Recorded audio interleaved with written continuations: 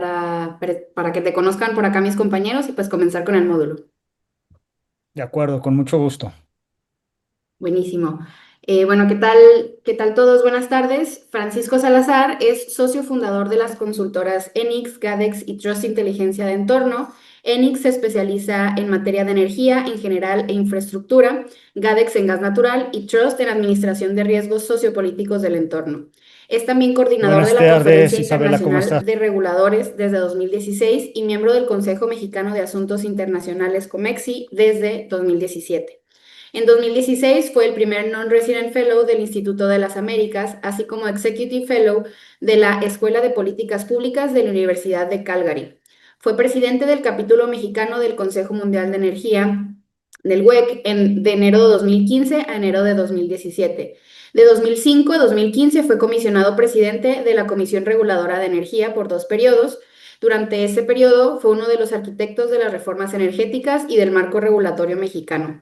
En 2006 fue electo como vicepresidente primero de la Asociación Iberoamericana de Entidades Reguladoras de Energía y de 2012 a 2015 se desempeñó como su presidente. De 2012 a 2015 también fue vicepresidente del Comité de Relaciones Internacionales de la Asociación Norteamericana de Reguladores. Sirvió como legislador federal en la 57ª y en la 59ª legislaturas, presidiendo la Comisión de Energía en esta última. Francisco estudió ingeniería química en la Universidad Autónoma de San Luis Potosí y cuenta con una maestría en economía con especialidad en finanzas públicas, así como un diplomado en economía de mercados globales, ambos en la London School of Economics and Political Science. También tiene un diplomado en derecho parlamentario por la Universidad Iberoamericana. Ha escrito diversos artículos y participado como coautor de varios libros en materia de política económica ambiental y de regulación del sector energético. Es un destacado conferencista y expositor internacional en temas energéticos. En 2008 recibió el Premio Máster de Oro del Fórum de Alta Dirección por su desempeño como funcionario público y en 2006 recibió el reconocimiento de la revista Expansión como una de las 30 promesas en los 30. Ha sido miembro de los consejos editoriales de los periódicos Reforma y El Norte, así como de la revista Expansión. Bienvenido, Francisco. Adelante. Muchas gracias, Isabela. Pues sin más preámbulo y si les parece, puedo ya comenzar con la clase como para poder aprovechar el tiempo. Y déjenme compartir, a ver, se veía la presentación, sí, ¿verdad? Ahí vemos, está en modo A ver, moderador. aquí dice continue to share, ¿ya? Arriba donde dice Use Slideshow, ahí debería ya presentar la pantalla completa. Ahí, Use Slideshow. A ver, espérame porque no lo veo. Ah, ok, Ujú. ¿verdad? Ahí está. ¿Y sí lo ven? ¿Ahora? Ay, no, ¿No? se dejó de compartir pantalla. A ver, déjame ver. Ahí, listo. Y ahí se ve la presentación, no se ve la otra, ¿verdad? Sí, sí, correcto. Bueno, perfecto. Pues muchas gracias, Isabela, nuevamente por la invitación otro año a estar con ustedes en este diplomado en Derecho Energético. Normalmente lo que hago en estos cursos que me toca a mí dar es darles una perspectiva del sector energético. En el caso de este año, creo que lo más relevante es hablar sobre las reformas que empezaron con la aprobación de las modificaciones constitucionales el año pasado y que continuaron con la promulgación de un paquete de nuevas iniciativas, de nuevas leyes, perdón, que se promulgaron el 18 de marzo de este año y que empiezan a darle forma a lo que es el nuevo sector energético mexicano. Naturalmente, hablar de esto es hablar de la proyección hacia futuro del sector energético. Entonces, me parece que en ese sentido es fundamental que tratemos de entender hacia dónde van estas reformas, cuáles son los temas que aún están pendientes y cómo es que se va perfilando el nuevo sector energético a raíz de estas reformas. Debo decirles que la presentación está en inglés porque normalmente este tipo de presentaciones ya las hago en inglés, que supongo que no será ningún problema para nadie poder seguir la presentación en inglés. Yo hablaré obviamente en español, pero básicamente pues las transparencias están en inglés.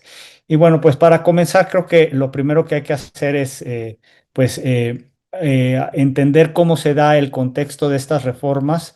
Históricamente, pues el punto de partida no son estas reformas, sino las reformas de 2013-2014, que tenían un propósito muy claro. Lo que querían era modernizar el sector energético mexicano a partir de lo que se conocen como los tres pilares del sector energético, que son la seguridad energética, la sustentabilidad ambiental y social y también la competitividad. Desde el punto de vista económico, la reforma 2013-2014, desde el enfoque de la competitividad, lo que buscaba esta reforma era introducir la competencia donde fuera posible y donde no fuera posible porque había o monopolios naturales o monopolios legales, se iba a introducir la regulación. También en ese sentido, aquellos mercados que, si bien eran en teoría competitivos, pero que estaban siendo en donde había la presencia de un jugador dominante, básicamente estamos hablando de las empresas del Estado, pues entonces también se buscaría que hubiera una regulación, sobre todo regulación de carácter asimétrica, que esto es una de las características que tenía este conjunto de reformas que se plantearon en 2013-2014, ¿no?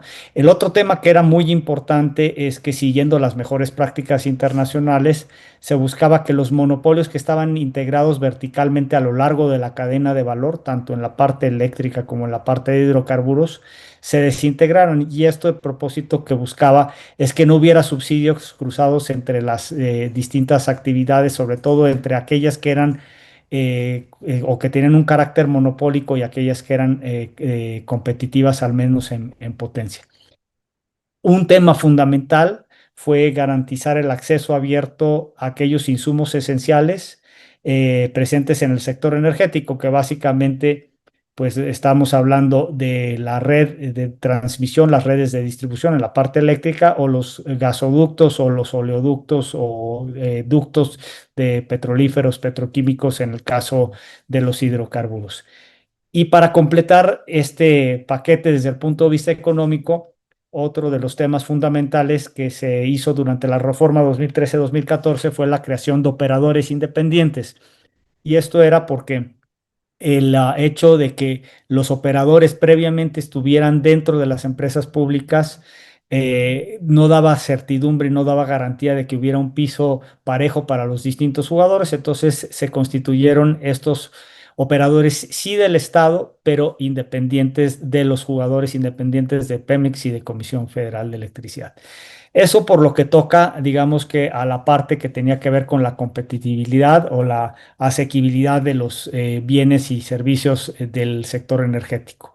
Desde la visión de lo que sería la sustentabilidad económica y social y la seguridad energética, se establecieron varios principios. Por una parte, se desarrolló el principio de tener almacenamientos estratégicos mínimos, que es una práctica que se realiza en muchísimas partes del mundo.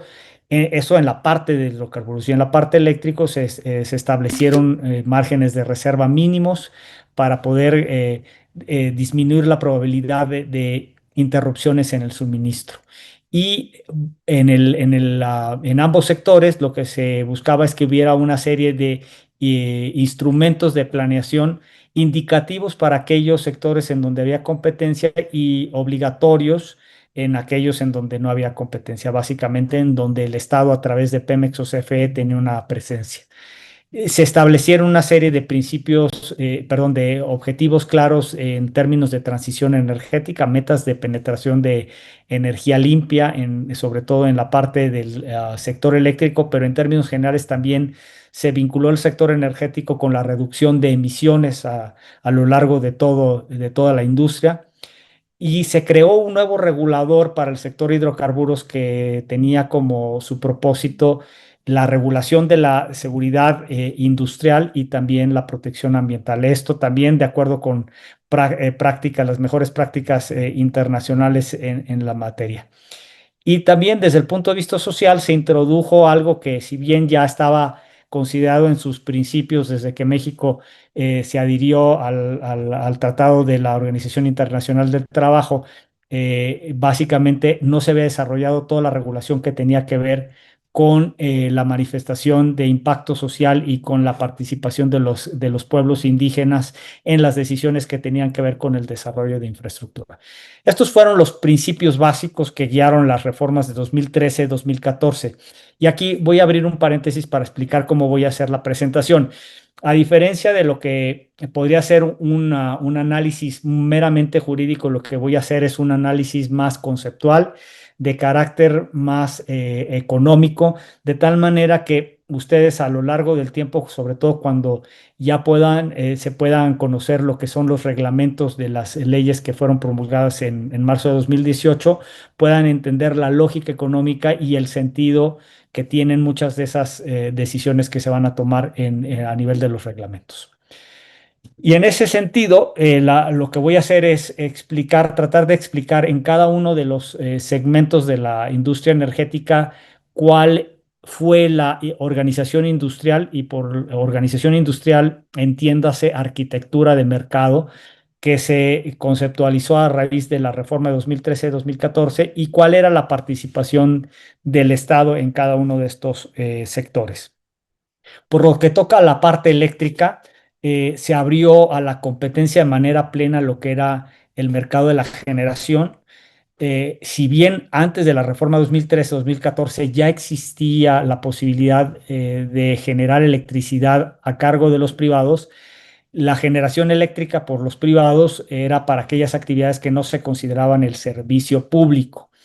Eso porque así estaba considerado en la Constitución, la exclusividad del Estado en lo que era la prestación de servicio público, y porque la ley del Servicio Público de Energía Eléctrica, cuando se reformó en 1992 para permitir la participación privada, lo que hizo fue confinar la participación privada justo a aquellas actividades que no se consideraban servicio público.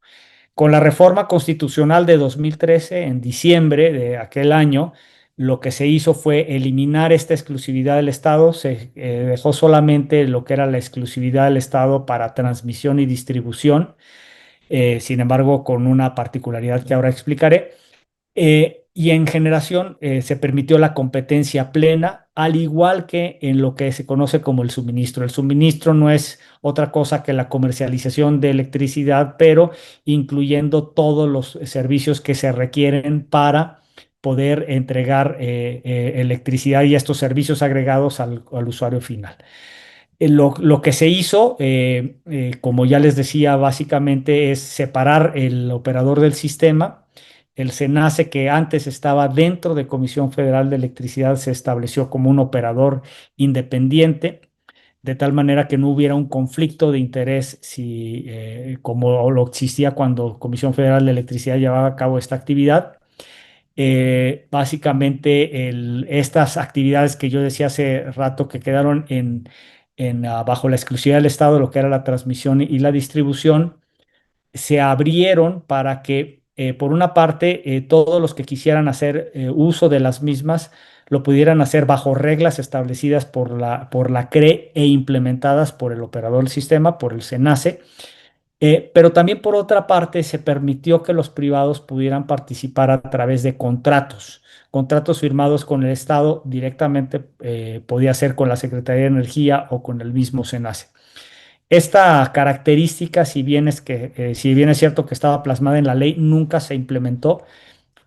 Las primeras licitaciones que se iban a llevar a cabo a finales de 2018 se cancelaron cuando llegó la administración de López Obrador, y por lo tanto no se pudo concretar esta característica que estaba plasmada en la reforma 2013-2014. En la parte ya de la comercialización, como les decía, se abrió a la participación privada, y ahí se establecieron a grosso modo dos tipos de figuras. Uno, lo que era la comercialización sin regulación, y lo que era la comercialización ya con regulación, que es el suministro, que insisto, incluye pues toda la agregación de los servicios como la transmisión, la distribución, la compra de energía, y también otros servicios que se requerían para la provisión del servicio eléctrico. Y finalmente, bueno, pues teníamos ahí lo que eran los usuarios finales. Los usuarios finales también se les permitió que pudieran generar y que esta electricidad generada por ellos fuera entregada para el sistema eléctrico. Entonces, en términos generales, esta era la arquitectura del mercado. Otra vez, las características básicas fueron competencia en donde no había monopolios naturales ni legales, generación, comercialización y suministro, y regulación en donde había actividades monopólicas, como es el caso de la transmisión y distribución, que además de ser monopolios legales, son monopolios naturales. Se consideran monopolios naturales porque es ineficiente tener redes paralelas de transmisión o de distribución. No tiene sentido desde el punto de vista económico. Ahora, por lo que toca a las autoridades que se involucraron en el sector, en primer lugar estaba la Secretaría de Energía, que tenía a su cargo la planeación del sector, y tenía también como otro de sus mandatos la determinación de las obligaciones de energía limpia a través de los certificados de energía limpia, que era un instrumento que se concibió para poder resolver un problema de falta de financiamiento para los proyectos renovables y también para poder cumplir con las metas que se habían establecido en la ley de transición energética, de energías limpias y transición energética. Y por otra parte, también tenía a su cargo lo que era la aprobación de las evaluaciones de impacto social y estaba sentado en los consejos de administración de Comisión Federal de Electricidad, el jugador más importante de la red. También de Pemex. Pemex, si bien es cierto que es la empresa petrolera, es un jugador muy importante dentro del sector eléctrico, porque tiene un parque muy importante de generación para sus operaciones, pero también de cogeneración. Y también pues se sienta la CENER en el consejo del el SENACE, el operador del sistema. Otro jugador muy relevante es la Secretaría de Hacienda. La Secretaría de Hacienda tenía a su cargo pues la determinación de las tarifas finales, de las tarifas eléctricas finales, y la determinación de los subsidios para la provisión del servicio público. La Comisión Reguladora de Energía, que tenía a su cargo la determinación en términos generales de las tarifas, le daba esta información a la Secretaría de Hacienda para que, a su vez, la Secretaría de Hacienda estableciera las tarifas finales de los usuarios finales del suministro básico. También la Profeco ya estaba participando desde antes en el sector, tenía a su cargo la protección de los consumidores. A la Secretaría de Economía se le dio el papel de la determinación del contenido nacional en la industria. Y en este caso, a diferencia del sector hidrocarburos, como veremos, la Semarnat quedó como la responsable directa de todos los temas que tenían que ver con la protección al medio ambiente, por ejemplo, la emisión de las manifestaciones de impacto ambiental, la autorización del cambio de uso de suelo para los proyectos eléctricos. El regulador, la CRE, que ya tenía algunas facultades en el sector eléctrico, pero que estaba constreñido insisto, aquellas actividades que no eran consideradas como sector público, fue fortalecido, se le dio una naturaleza jurídica mucho más sólida. Su constitución incluso quedó a nivel del artículo 28 constitucional, como un órgano regulador coordinado del sector. Por otra parte, bueno, se le dieron mayores facultades para que pudiera regular todo el sector eléctrico a lo largo de la cadena. El SENACE, ya lo dije, se convirtió en el operador independiente del sistema y también el implementador del acceso abierto. Las reglas las establecía la CRE, pero el que implementaba o garantizaba que hubiera un acceso abierto era el SENACE, como también tuvo a su cargo la emisión de las reglas de mercado ya de carácter más técnico. Y finalmente también teníamos aquí como otra autoridad a la COFESE, con la responsabilidad de dar su opinión en lo que era la participación cruzada, que era un tema en donde se combinaba la parte eléctrica y la parte de hidrocarburos, y también como la autoridad encargada de supervisar la competencia en el sector. Y finalmente, bueno, pues teníamos a los jugadores del Estado que no eran autoridades, pero que tenían un papel muy importante y que eran Comisión Federal, que había sido lo que se denomina en términos económicos el incumbente, se desintegró verticalmente, pero siguió siendo el jugador más importante en la cadena, y Pemex, que como les decía, pues era un jugador muy relevante a pesar de estar en el sector hidrocarburos. Eh, en el caso del sector, perdón, ¿qué pasó sin embargo? Y antes de pasar al sector hidrocarburos, ¿qué pasó con la administración de López Obrador? Bueno, pues que todas estas reglas que se tenían contempladas a nivel legal, pues fueron eh, modificadas, sobre todo en una primera etapa a nivel de la regulación, y luego posteriormente con modificaciones a la ley de la industria eléctrica, modificaciones que fueron pues controvertidas por distintos actores. Por un lado, los actores privados que se sintieron afectados, pero también hubo la interposición de una controversia constitucional por parte de la COFESE. También el mismo poder legislativo eh, pues consideró que había una ilegalidad en las modificaciones que se hicieron a la LIE. Finalmente la Corte resolvió que muchas de las disposiciones que se habían modificado en 2021 eran inconstitucionales, pero bueno, independientemente de eso, en la primera etapa hubo una serie de modificaciones regulatorias que iban en contra del espíritu de la reforma 2013 y 2014. Y, por ejemplo, en el caso de la generación, se cancelaron muchos permisos, la CRE no daba los permisos o los retrasaba, se cambiaron los criterios para el otorgamiento de los certificados de energía limpia, y pues esto generó una incertidumbre muy importante en el sector. En la parte de lo que se refería al despacho, se cambiaron las reglas y se abusó de la figura de lo que se llamaba la generación forzada, de tal manera que el orden de mérito económico se alteró. Lo que se buscaba originalmente con la reforma es que el generador marginal fuera un generador eficiente. Cuando la CENACE cambió las reglas de manera práctica, básicamente lo que hizo es que los generadores marginales fueron generadores de CFE con un precio más alto, y desplazando a jugadores que eran mucho más eficientes y o a jugadores limpios. De hecho, se negó la interconexión a muchos proyectos, sobre todo a proyectos renovables, o se les ponía requisitos que no era posible satisfacer desde el punto de vista económico. Entonces, en la práctica, pues el acceso abierto quedó reducido a nada. No se daba los contratos de interconexión. El único jugador que recibía en términos generales una atención adecuada por parte del regulador era la Comisión Federal de Electricidad. Las solicitudes de permiso de la CFE se atendían sin ningún problema, se atendían de manera expedita, mientras que, insisto, a los privados o se les atendía pasando mucho tiempo o se les negaba los permisos.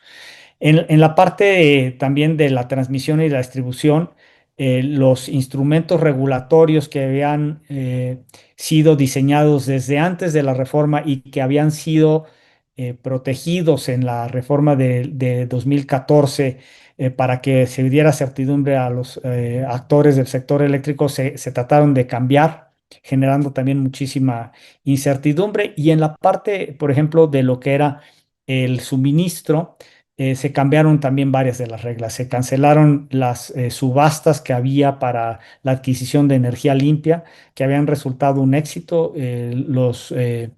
Los precios más bajos en términos de electricidad durante un tiempo los registró México gracias a las subastas de energía limpia. eh, pues estas se cancelaron, y no solamente se cancelaron las subastas de energía limpia, sino que además el gobierno, a través de la CREI y de la CENER, trató de cambiar lo que eran los contratos que había con la Comisión Federal de Electricidad. Estos contratos que estaban pensados para que funcionaran solamente durante un tiempo y después pudiera la CFE comprar el mercado a precios más competitivos y a través de procesos competitivos, se extendieron, impidiendo la participación de privados e incrementando el costo del suministro. Esto pues implicaba subsidios implícitos para la Comisión Federal de Electricidad, en detrimento, por una parte, de las finanzas públicas, pero también en detrimento de la competencia, porque los jugadores privados pues difícilmente podían competir contra tarifas subsidiadas. Entonces, esto fue lo que pasó en la parte eléctrica. ¿Qué pasó en la parte de gas? Y antes de explicar qué sucedió en la administración de López Obrador en la parte de gas, hay que ver cuál era el arreglo que se había determinado a partir de la reforma 2013-2014. Otra vez, de manera análoga a lo que sucedió en la parte eléctrica, se buscó que hubiera una desintegración vertical del monopolio, en este caso de Pemex.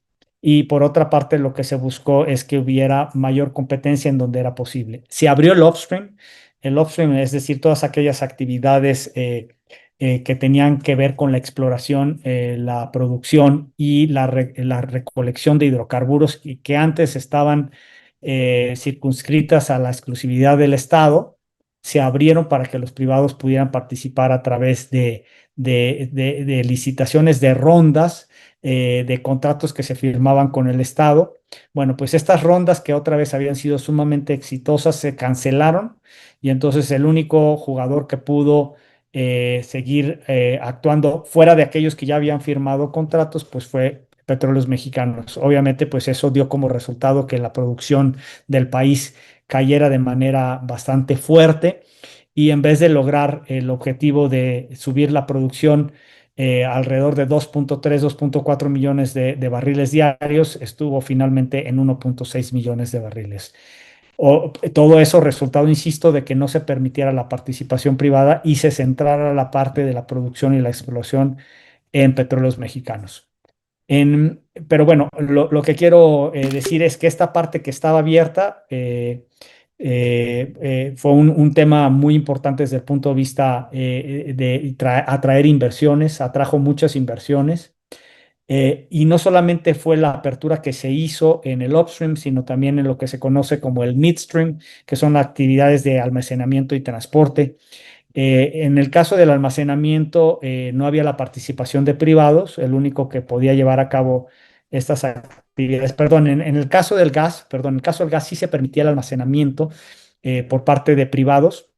Este, y aquí, el sector de gas era el más abierto antes de la reforma, a diferencia de la parte de petróleo. Lo que se abrió fue el upstream, que estaba cerrado, y aquí lo que se hizo fue hacer otra vez la desintegración vertical y tener un operador independiente del sistema, que era el Senagas, de manera análoga a lo que había sucedido en la parte eléctrica. Petróleos Mexicanos, que tenía una subsidiaria que se llamaba Pemex Gas, era quien se encargaba de esto. Con la reforma, esta subsidiaria le trasladó sus activos a un nuevo operador, a Senagas. Senagas se quedó con estos activos como un jugador independiente de Pemex y de Comisión Federal de Electricidad, que también juega un papel importante en la parte de gas, y además se quedó como el operador del sistema integrado. En el sistema integrado hay la participación de ductos privados y de ductos públicos. Se abrió también todo lo que era la parte de la comercialización ya estaba abierta, pero se buscó que hubiera una mayor competencia. Finalmente se logró algo que se había buscado desde 1990 y que no se había concretado, que era que hubiera un régimen de reserva de capacidad en los gasoductos para que se pudiera inducir a la competencia en esta parte y no hubiera un jugador dominante como era Petróleos Mexicanos o CFE. En el caso de las autoridades, ya no voy a repetir a CENER, porque básicamente hacía lo mismo que en la parte eléctrica, pero en la parte de gas. Sus autoridades, sus facultades de planeación, de otorgamiento de EBIS y de presidir los consejos de administración. Economía lo mismo, aunque economía pues tenía la facultad de establecer la clasificación de bienes y el establecimiento de aranceles para la importación. Eh, en el caso del Senagas, como decía, se encargó de, por una parte, administrar los activos que anteriormente pertenecían a Petróleos Mexicanos, y después la operación del sistema integrado. La CRE, las facultades que ya tenía toda la regulación a lo largo de la cadena, pero insisto, lo que fortaleció a la CRE es que finalmente pudo dar el paso para que se diera la reserva de capacidad en el sistema de gasoductos. Aquí hubo otro regulador que era la CNH. La CNH se encargó de la parte del upstream y como les decía hace un rato, se estableció un nuevo regulador. La CNH ya venía desde 2008. En 2008 hubo una reforma en la que se estableció este regulador. Se había modificado la ley reglamentaria del artículo 27 en materia de petróleo y se había constituido a la CNH derivado de esta reforma. Pero el otro regulador que sí se creó con esta reforma fue el regulador de seguridad industrial y de protección al ambiente. La COFESE y la COFECO, las mismas facultades que en la parte, en términos generales, que en la parte eléctrica, y también nuevamente los dos jugadores importantes eran Pemex, aquí en este caso que anteriormente era el dueño de la infraestructura gasista, pero que era y es un productor importante de gas y por lo tanto comercializador del mismo. Y por otra parte, Comisión Federal de Electricidad, que se convirtió en uno de los principales jugadores, estableciendo su dominancia sobre todo en lo que es en la parte del Pacífico del país, en donde tiene la reserva de la capacidad de la mayor parte de los ductos y en donde es el principal comercializador de gas. Eso fue como se diseñó con la reforma. Cuando llegó López Obrador, otra vez de manera análoga, pues se cancelaron las rondas para la producción de gas. También otra cosa que es importante es que se trató de vincular la reserva de capacidad en el Sistran Gas con contratos de comercialización que se firmaran o de compra de gas que se firmaran con Pemex y CFE. Es decir, a los privados se les garantizaba o intentó garantizar su acceso al Sistran Gas a cambio de que firmaran contratos con Pemex y con CFE. Esto también fue declarado inconstitucional, no procedió. En el caso de la comercialización se cancelaron permisos, se usurparon las facultades de la COFESE, porque por una parte se determinó unilateralmente por parte de la CRE que ya no había necesidad de regular el sistema o de tener regulación asimétrica y por otra parte la regulación que quiso establecer la CRE para lo que era la participación cruzada estaba invadiendo facultades de la COFESE. Y por otra parte, de manera muy parecida a lo que sucedió en la parte eléctrica, se retrasaron los permisos, se negaban los permisos y se renegociaron los contratos de transporte que había con los privados. Entonces, esto fue lo que sucedió con López Obrador. Aquí, algunas de estas cosas fueron declaradas inconstitucionales. Como les decía yo, este intento que hubo por parte de la Secretaría de Energía de obligar a que la gente que quería reservar capacidad en el Sistran Gas tuviera contratos de gas importado con Pemex o CFE, eso se declaró inconstitucional. Y la otra cosa que sucedió es que los contratos que se renegociaron con los transportistas privados, pues resultaron en contratos más onerosos que los que había anteriormente. Entonces, pues ahí los privados no necesariamente se canjaron, sino que al contrario, sí estuvieron dispuestos a renegociar, pero el que salió perdiendo fue el Estado mismo producto de esas renegociaciones.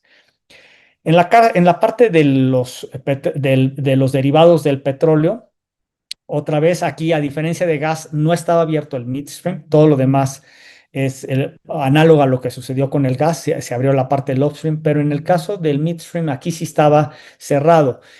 Ciertamente había proveedores de servicio de transporte privado, pero lo hacían bajo esquema de contrato con Pemex, no había jugadores que pudieran prestar el transporte para otros actores dentro de la cadena. El almacenamiento, a diferencia de gas, sí estaba totalmente cerrado, no se permitía que lo pudieran llevar a cabo los privados. Se abrió para que lo pudieran hacer los privados y también bueno, se abrió el resto de la cadena, se permitió, al menos en teoría, la competencia entre estaciones de servicio, entre marcas de petrolíferos y básicamente también se estableció la obligatoriedad de acceso abierto, que ya en el caso de gas ya existía. En el caso de los petrolíferos no existía, se obligó al menos en la ley a que hubiera el acceso abierto tanto a las terminales de almacenamiento como a los ductos de Pemex. Eh, Esto fue lo que se hizo con la reforma. Otra vez, las autoridades básicamente eran las mismas de gas, con las mismas facultades, aunque aquí no había un operador independiente del sistema, porque a diferencia del gas, en el caso de los derivados del petróleo, no hay condiciones necesariamente de monopolio natural. Los derivados del petróleo pueden ser transportados mucho más fácilmente que el gas por ruedas, puede ser transportados por tren, puede ser transportados por ruedas. Y si bien es cierto que el gas también lo puede ser, la verdad es que la diferencia en los costos entre el transporte por ducto y el transporte por ruedas en el gas es bastante más notorio que en el caso de los petrolíferos, en donde no hay economías, o más bien, si bien es cierto que hay economías de escala, muchas veces no hay la necesidad de establecer infraestructura tan costosa como como los ductos para poder llevar a cabo las actividades de transporte y las actividades de almacenamiento. Entonces, básicamente aquí no hubo la necesidad de establecer un operador independiente del sistema y se abrió el sector, pues, a la competencia. ¿Qué pasó cuando llegó López Obrador? Bueno, otra vez se cancelaron las rondas para que no hubiera ya producción adicional a la que se había firmado por parte de los privados. Se cambiaron aquí también las reglas de comercio exterior. Con ello, lo que se buscaba es que las terminales que se habían desarrollado por privados para la importación de petrolíferos no pudieran llevar a cabo la importación de petrolíferos. Esto finalmente también fue cambiado por el gobierno frente a las decisiones que empezaron a tomar los jueces en la materia, y tuvieron que finalmente ceder y permitir que se llevara a cabo la importación en terminales privadas. También se cancelaron los permisos, mucho más permisos que en la parte de gas, permisos de comercialización, permisos también de transporte, permisos de distribución. Se cancelaron muchísimos permisos. Si bien en la parte de almacenamiento no se cancelaron muchos permisos, el ambiente de incertidumbre impidió que muchas de las terminales que tenían permiso se pudieran desarrollar porque no podían firmar contratos de largo plazo. Paradójicamente, el gobierno quería que se buscara que pues hubiera seguridad de suministro, pero al mismo tiempo pues no permitía que hubiera las condiciones de certidumbre para que los privados pudieran también jugar de manera adecuada en este sector. En la parte de las estaciones de servicio hubo una competencia desleal. Muchas de las estaciones de los solicitantes de permiso que eran de marca distinta a Pemex no podían obtener sus permisos. Los permisos que se otorgaban eran aquellos asociados a la franquicia de Pemex, o solamente algunos casos en donde había alguna conexión con algún político fueron los que se otorgaron permisos de distribución. Se empezaron a poner muchísimas trabas para el cambio de marcas, de tal manera que no fuera tan evidente la competencia. Y lo que vimos es que de un escenario original tras la reforma, en donde hubo mucho mayor competencia en las estaciones de servicio y donde empezó a haber una diversidad de marcas muy importante a lo largo de las estaciones de servicio, regresamos un escenario en donde Pemex fue el principal franquiciatario. En el caso del LP, lo separo porque tiene algunas características parecidas al gas y otras a los petrolíferos, pero básicamente pasó lo mismo que en el gas, en el sentido, el gas LP tenía condiciones de mayor apertura que que los líquidos de petróleo, pero menos que el gas natural. Otra vez con la reforma lo que se hizo fue abrir la cadena de manera plena, y se permitió también de manera plena la participación privada en el transporte, y la distribución ya existía de alguna manera, pero de una manera mucho más plena se permitió. Y aquí lo que pasó con la reforma, o con las reformas regulatorias que se hicieron durante la administración de López Obrador, es que también se negaron los permisos, se cancelaron permisos, se cancelaron las rondas. Y aquí también se introdujo un jugador nuevo que fue Gas Bienestar, que representó una competencia, pues una competencia no legítima contra los jugadores privados, se trataron de controlar los precios en detrimento de los privados. Esto dio como resultado incluso algunos escenarios en los que hubo paro de actividades. De hecho, esto lo estamos viendo todavía. Gas Bienestar resultó una empresa con pérdidas, sigue con pérdidas, es una empresa quebrada, pero básicamente pues eso afectó a la competencia con los privados. Entonces, esto fue lo que pasó con la administración de López Obrador.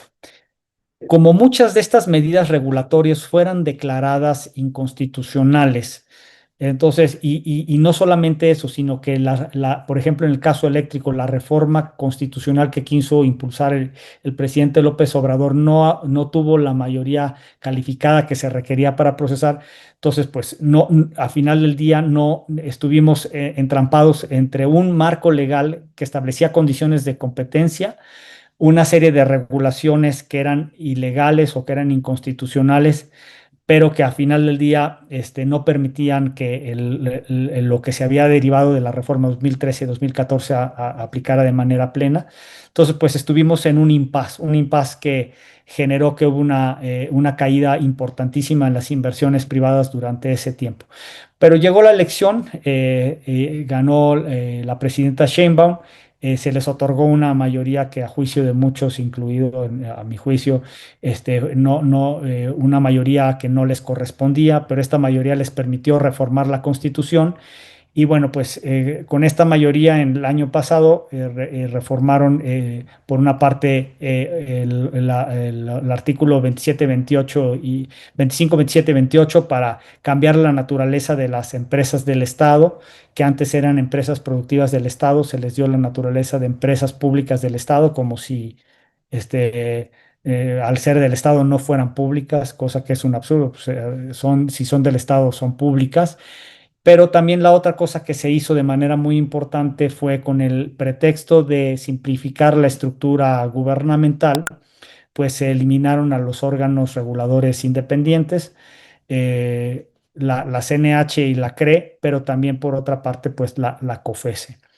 Y con estas reformas constitucionales se presentó posteriormente un paquete de iniciativas que lo que hizo fue abrogar las leyes, por ejemplo, de la ley de la industria eléctrica, la ley de hidrocarburos, se sustituyeron con nuevas leyes, la ley del sector hidrocarburos, la ley del sector eléctrico. Y básicamente, pues todo este paquete se quedó y ahora lo vamos a ver en un escenario intermedio entre lo que era la reforma original y lo que fue el periodo de López Obrador. Porque si bien es cierto que recogió muchas de las medidas que o sea, se trataron de implementar durante el periodo de López Obrador, no recogió todas, pero las que recogió las recogió ya con una reforma constitucional que le permitía pues que no pudieran ser de alguna manera cuestionadas o litigadas. Entonces, quedamos en un escenario que es un escenario intermedio, que debo decir no está totalmente terminado, y ahora vamos a ver qué es lo que queda todavía pendiente, ¿no? Entonces, vamos a ver cuáles son las características principales de lo que se ha aprobado, y vamos a tratar de entender qué es lo que todavía sigue pendiente, como para poder entender hacia dónde va a ir el sector energético en los próximos años. Bueno, una de las principales características del nuevo marco legal que se promulgó en 2018 es este mandato de planeación del Estado de manera integral mandatoria. ¿A qué me refiero? Antes de la reforma de 2024 y de estas leyes, el Estado ya tenía un mandato de planeación, pero una planeación que era indicativa para aquellos sectores que estaban en competencia y era obligatoria para aquellas actividades en donde el Estado tenía exclusividad. Entonces, por ejemplo, ahora en el sector eléctrico, la generación requiere de una planeación obligatoria, de una planeación mandatoria en vez de una planeación indicativa.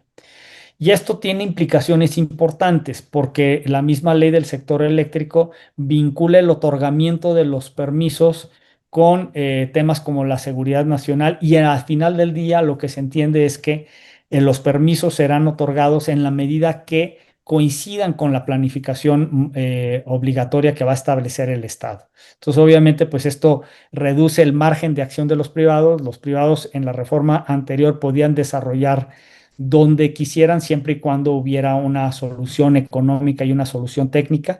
Ahora, pues solamente podrán desarrollarse aquellos permisos que estén en sintonía con la planificación del Estado.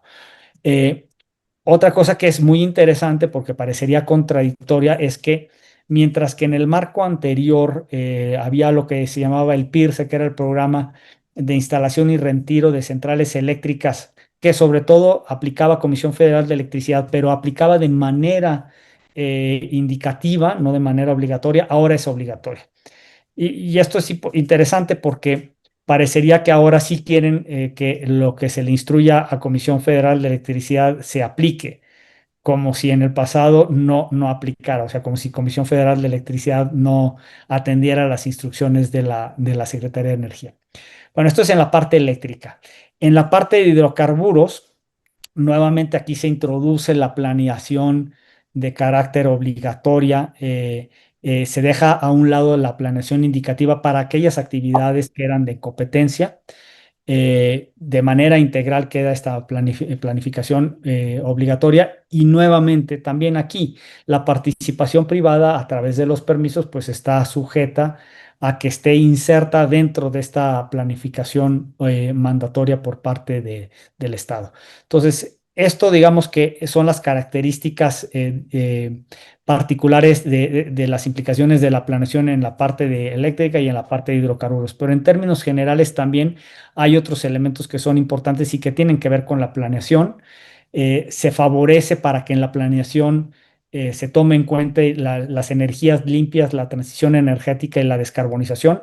Esto es una buena noticia porque la administración anterior claramente tenía una actitud hostil hacia las energías limpias, sobre todo en la parte eléctrica. Entonces, el hecho de que al menos ahora esté contemplado en la ley que se deberá tomar en cuenta estos criterios de energías limpias, de descarbonización y de transición energética, y de que hecho haya una ley de planeación y transición energética en este sentido, pues creo que es una buena noticia, ¿no? Otra de las características que es interesante y que se tendrá que tomar en cuenta para lo que es la planeación es el concepto que se introduce de la justicia energética, que es un concepto amplio, al menos en términos de cómo se define en la ley del sector eléctrico, y tiene que ver con criterios como la reducción de la pobreza energética, como la reducción de las inequidades, por ejemplo, de género o las inequidades sociales. Y esto también se vincula, por ejemplo, con un concepto que es muy importante para esta administración, que es el de la prosperidad compartida o el concepto de desarrollo regional. Entonces, la planeación que establezca el Estado tendrá que seguir con esta lógica. Un tema muy importante es el que tiene que ver con los precios al público. Básicamente, desde la provisión de los servicios por parte de las empresas del Estado se busca que esto sea al menor costo, pero básicamente esto se va a lograr con dos instrumentos, lo cual tiene implicaciones económicas importantes a través de los subsidios y a través de la eliminación del lucro o la obtención de utilidades por parte de las empresas del Estado. Esto tiene implicaciones económicas, les digo, porque por una parte lo que puede hacer es afectar las finanzas públicas, pero por otra parte también puede afectar la competencia, porque cuando uno de los jugadores no tiene el mandato de generar utilidades, bueno, pues entonces hay el riesgo de que la competencia no sea en un plano nivelado. Y los otros objetivos que ya se venían arrastrando como objetivos de política pública desde la administración anterior era este objetivo de la autosuficiencia y relacionado con la soberanía energética, que en términos generales no ha sido logrado y difícilmente se va a alcanzar con políticas que no involucren al sector privado, y el de la erradicación de la pobreza energética. Entonces, digamos que estos son los principales elementos que tienen que ver con el concepto de planeación energética, que es uno de los elementos fundamentales de las nuevas reformas. El otro tema que es muy importante es el que tiene que ver con la prevalencia del Estado, ¿no? En el sector eléctrico, ¿cómo se traduce esta prevalencia del Estado? Se traduce con un mandato para que la energía inyectada por el Estado, había quien sostenía que era por CFE, pero no, como quedó en la ley, y esto me parece que fue importante, es que sea el Estado y no necesariamente CFE el que tenga esta prevalencia. Pero bueno, lo que sí dice la ley del sector eléctrico es que se deberá inyectar en promedio anual un 54% de la energía correspondiente al Estado. ¿Y cómo se entiende aquí la participación del Estado? Bueno, pues por una parte sí, Comisión Federal de Electricidad, pero se introduce también de manera prospectiva algunas nuevas figuras, pero ya de manera real, por ejemplo, esquemas que ya se desarrollaron desde la administración pasada, como el que dio lugar a la compra de los activos de Iberdrola, en donde el financiamiento fue financiamiento público por parte de Fonadín. Entonces, esquemas en donde haya financiamiento público para el desarrollo de proyectos podrán jugar dentro de este 54% que deberá tener el Estado. Pero ahora hay nuevas figuras que para los privados, ya hablaré de ellos, pero bueno, el punto importante es que el Estado tendrá esta prevalencia del 54% en la generación. Otra cosa que se hizo con la reforma es darle a Comisión Federal de Electricidad el monopolio en el suministro básico. Si bien es cierto que ya en la práctica tenía este monopolio, al menos en la ley se concebía la posibilidad de que hubiera otros suministradores básicos y de hecho sí se otorgaron permisos a suministradores básicos, pero no pudieron operar porque la CRE nunca les dio tarifas. Pero al menos en la ley se consideraba la posibilidad de que hubiera competencia en el suministro básico. Esa competencia ya desaparece, se establece claramente que el único que puede prestar el servicio básico es Comisión Federal de Electricidad y que, no, y que tiene la obligación de que sus actividades sean no lucrativas. Entonces, lo que yo les decía, bueno, pues esta la implicación que puede tener es una competencia desleal. Otro tema que también refleja esta manifestación de la prevalencia del Estado es que anteriormente en el marco legal, los nuevos usuarios del sector eléctrico, por nuevos quiere decir que no estaban conectados antes de la reforma de 2013 a 2014, los nuevos jugadores cuando tenían un umbral mayor a 1 megawatt de demanda, estaban obligados a ir al suministro calificado en donde hay condiciones de mayor competencia. Ahora con la reforma no hay esa obligación y los usuarios nuevos pueden escoger entre permanecer en el subsidio básico o estar en en el suministro calificado. También ya se canceló la obligatoriedad que había para que CFE estableciera estas subastas mediante las cuales adquiría la energía.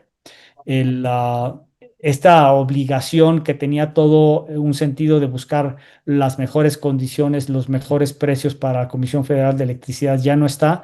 Se habla sí de la posibilidad de que haya procesos competitivos, pero no son una obligación como lo existía antes. Ahora es una opción. Y la otra cosa que de alguna manera refleja esta prevalencia del Estado es que el monopolio que se había desintegrado se vuelve a integrar, con excepción afortunadamente el SENACE. El SENACE sí queda desagregado, queda como operador independiente, pero CFE, que estaba dividido en sus subsidiarias de transmisión, distribución, suministro y generación, en generación tenía varias eh, unidades de negocio, bueno, pues esto se vuelve a reintegrar y CFE en esas condiciones podría competir con ventajas sobre los privados, sobre todo, insisto, por la probabilidad o posibilidad, perdón, de que pueda incurrir en subsidios cruzados con sus actividades de transmisión y distribución en donde no tiene competencia.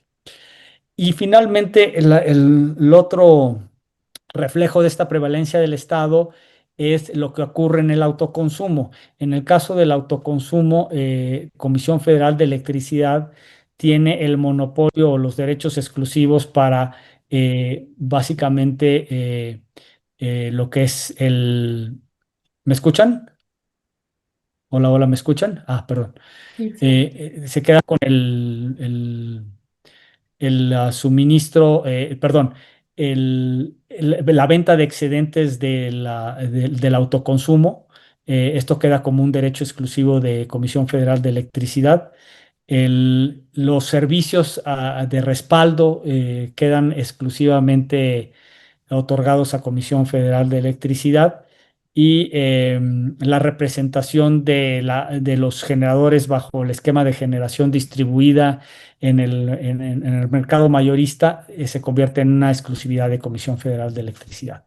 En el caso del sector de hidrocarburos, Pemex se queda con una prioridad en lo que es a través de las asignaciones. En el esquema anterior, las asignaciones se habían dado originalmente, habido una ronda de asignaciones para Pemex, pero todo lo que Pemex no podía desarrollar se licitaba en las rondas de contratos. Aquí se cambia esa lógica y lo que tiene prioridad son las asignaciones de Pemex. Pemex puede decidir qué quiere hacer antes de que se pueda contemplar a los privados.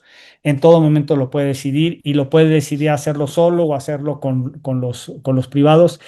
La participación de los privados a través de contratos, a diferencia del marco anterior en donde digamos que era la regla, aquí se convierte en la excepción. Es solamente aquello que no quiera desarrollar Comisión Federal por cuenta propia o en asociación, el Estado lo podrá poner a cargo de los privados a través de contratos.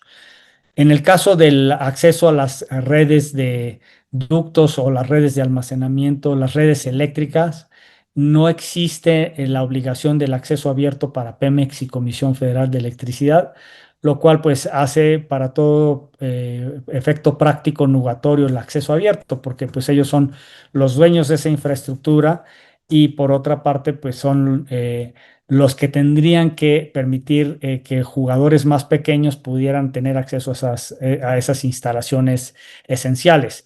Bueno, pues esto se cambió y entonces ya no hay esa obligatoriedad para Comisión Federal ni Pemex. Sí la hay para los privados, lo cual resulta relativamente absurdo porque pues los privados con que están compitiendo son con Pemex y CFE, no con ellos realmente el tamaño de mercado que tienen es relativamente pequeño.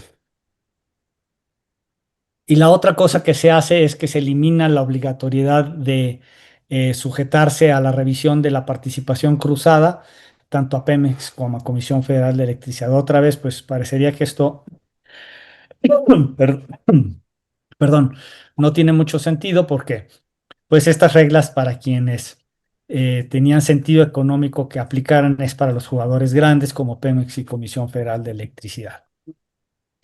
Bueno, en el caso de la participación del mercado y de las reglas del mercado para los privados, hay una serie de nuevas reglas si bien es cierto, y esto es una cosa muy importante, que se respetó a diferencia de lo que se quiso establecer en la administración anterior, el despacho económico en la parte eléctrica.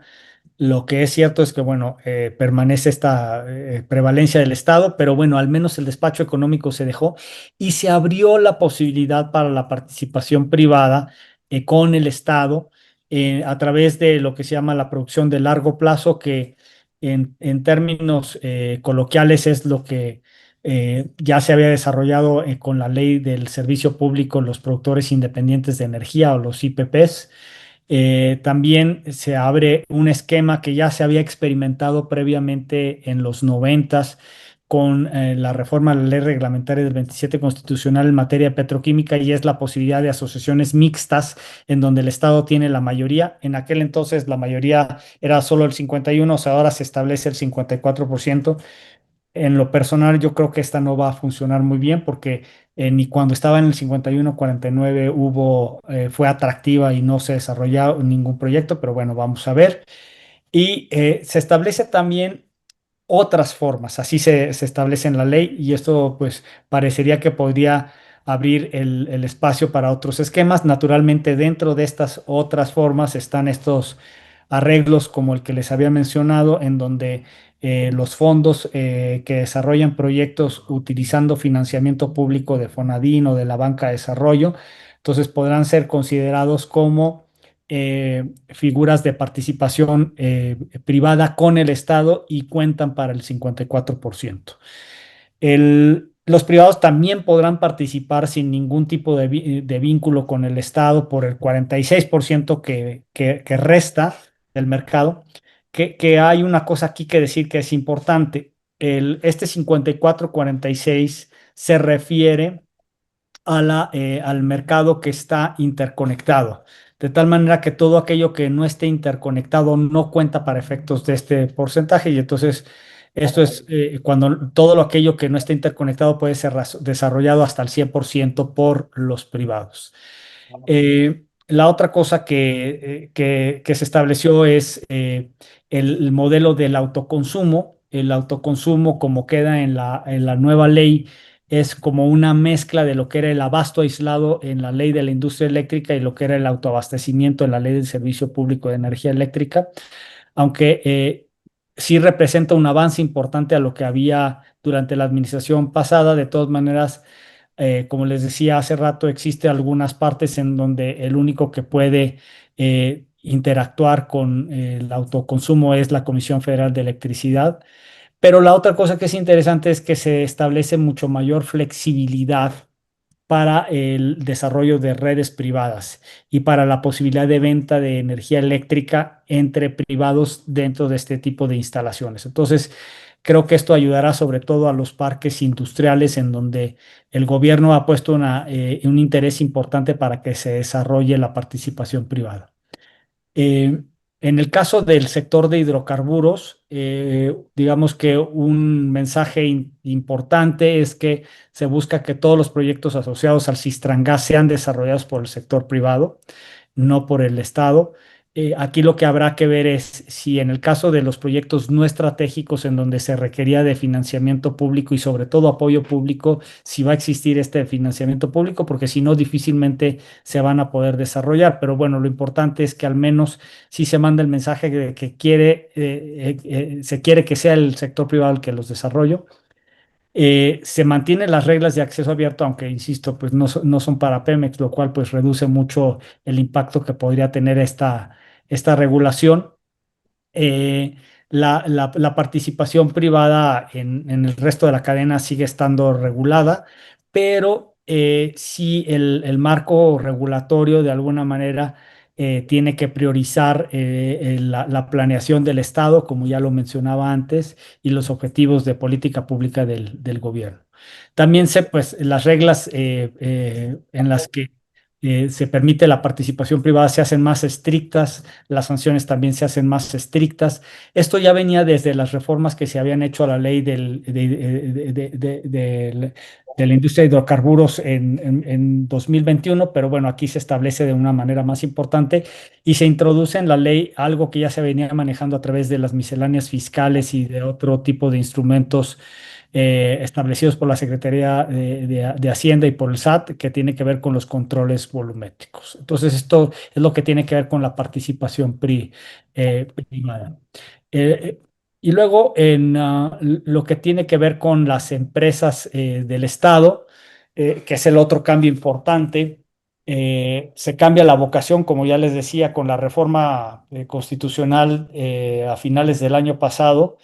Las empresas que tenían esta característica de ser productivas o de buscar que hubiera una creación de valor, dejan de tener esa característica.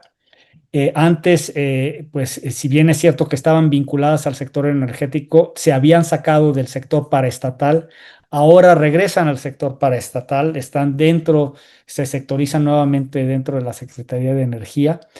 Antes estas empresas estaban desintegradas o se desintegraron verticalmente para que pudiera el sector privado competir en igualdad de términos con ellos. Ahora se vuelven a reintegrar.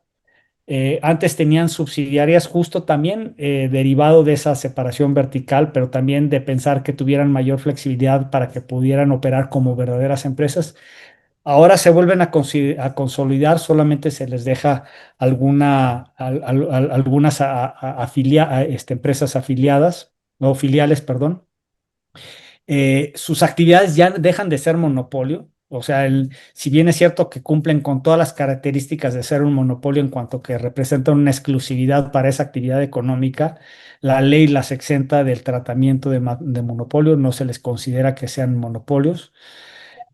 Antes, pues a diferencia de lo que ocurre hoy, se les trataba como empresas que tenían un poder de mercado importante y por lo tanto eran sujetas a la regulación asimétrica. Ahora no solamente no están sujetas a la regulación asimétrica, sino que la regulación asimétrica aplica ahora para los particulares. Son los particulares los que tienen que cumplir con ciertas normas de regulación y no el Estado. Anteriormente, bueno, pues tenían un consejo de administración en donde se buscaba que hubiera un equilibrio entre los consejeros independientes y los consejeros del gobierno. En el caso de Comisión Federal de Electricidad no había ese equilibrio. Bueno, había, digamos que los 5 consejeros que no eran de gobierno no eran todos independientes porque había un consejero del sindicato, pero en el caso de Pemex sí eran todos independientes y tenían que ser ratificados por el Senado. Ahora con el nuevo marco legal, bueno, pues hay mayoría del gobierno, claramente. Son solamente 3 los consejeros independientes. Las empresas ya tienen que alinearse no con un concepto de creación de valor, sino con los objetivos del gobierno. Se convierten más bien en vehículos de política social y de política energética. Sus mandatos ya no son ser rentables, sino buscar que se logre la justicia energética, que logre la autosuficiencia, cosas que eh, se podían buscar de otra manera más eficiente. Ahora se busca que las traten de realizar las empresas públicas, pues con ello dando como resultado que pues incurran en mayores pérdidas y de por sí ya están en una condición financiera complicada. Creo que esto va a ser todavía peor para ellas. Entonces, digamos que esta es la otra característica importante. Y el gran cambio también en el resto, perdón, déjenme ver, es que aquí me está, aquí está. A ver, bueno, en la parte, esta es la parte del gobierno. Ahora, ¿cómo quedó esto en la parte ya de la arquitectura del mercado? Esto era como se había diseñado en la reforma de 2013-2014. Esto fue con López Obrador. ¿Cómo queda ahora? Bueno, si bien es cierto que ya no se cambió la prioridad en el caso, por ejemplo, en el caso del sector eléctrico y ahora el Estado tendrá este 54%, lo que sí es afortunadamente una realidad es que este esquema de participación del Estado no está encerrado solamente a Comisión Federal de Electricidad. Se introduce esta figura del autoconsumo que esperemos ayude. También se mantuvo el despacho económico. Aquí estamos viendo las cosas positivas, aunque Comisión Federal de Electricidad y el Estado tendrán que inyectar ese 54. Eh, las reglas de interconexión al sistema. Digamos que ahora con el cambio legal que ya venía incluso desde la administración anterior, en donde el otorgamiento de los permisos requiere de la realización de estudios previos con el SENACE, creo que podrá ayudar a darle certidumbre, es decir, aquellos proyectos que sean vistos de manera positiva por parte del SENACE tendrán viabilidad, porque además el SENACE los estará considerando dentro de la planeación y además dentro de la factibilidad técnica y de la confiabilidad. Entonces, digamos que si bien es cierto que ahora están sujetos a más reglas, los que cumplan con esas reglas tendrán una mayor certidumbre, a diferencia de lo que ocurría con la administración anterior. También por parte del Estado, bueno, pues está esta participación exclusiva del suministro básico, lo cual pues sí es una afectación, pero lo que les decía, creo que el autoconsumo podrá resolver parte de los problemas. Se aumentó, también hay que decir, es importante esto, se aumentó el umbral de generación distribuida. lo cual puede también ayudar a la participación privada de 0.5 a 0.7, aunque esto es generación descentralizada, no son grandes inversiones, aunque es uno de los sectores en donde la participación privada ha crecido de manera exponencial en los últimos años. Eh, en el autoconsumo, como les decía, CFE se queda con algunos derechos exclusivos, pero esperemos que el autoconsumo pueda convertirse en una realidad. Ahora, el punto aquí relevante es que muchas de estas cosas que acabo de decir, pues depende de cómo se detallen en el reglamento. El reglamento de la ley del sector eléctrico y el reglamento de la ley del sector de hidrocarburos serán claves como para determinar cuál de las dos versiones vamos a tener, o una versión del sector que se incline por la participación privada o una versión del sector que trate de bloquear el sector privado como ocurrió con la administración anterior. En lo personal, creo que esta administración tiene una visión mucho más, o digamos que no tiene la visión hostil contra el sector privado, de hecho reconoce la importancia de la participación del sector privado, pero bueno, lo importante es que esa postura que tiene el gobierno se pueda concretar, se pueda materializar en reglamentos que puedan de alguna manera facilitar y dar certidumbre a la inversión privada. En cuanto a las autoridades, lo que pasó con la reforma, están ahí básicamente las autoridades que existían antes, refuerzan sus facultades. La CRE desaparece igual que la CNH. Ahora la CNE responsable como regulador, y vamos a hablar de los reguladores, pero básicamente lo que tenía la CRE ahora lo tiene la CNE, aunque la CNE también cumple, cambia en su naturaleza de manera importante. La CRE era un órgano que, como les decía yo, estaba contemplado a nivel constitucional. La CNE es un órgano desconcentrado, está dentro de la Secretaría de Energía, lo cual hace pues que pierda autonomía.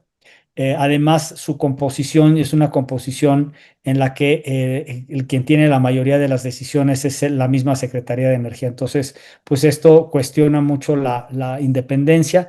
Sin embargo, por lo que estamos viendo otra vez en cuanto, por ejemplo, los nombramientos que se han hecho por parte de esta administración, podríamos esperar que esta CNE, que tiene menos autonomía, sea mucho más autónoma que la CRE, que tenía una autonomía constitucional, pero que en los hechos y en la práctica no tenía ningún tipo de autonomía durante la administración anterior.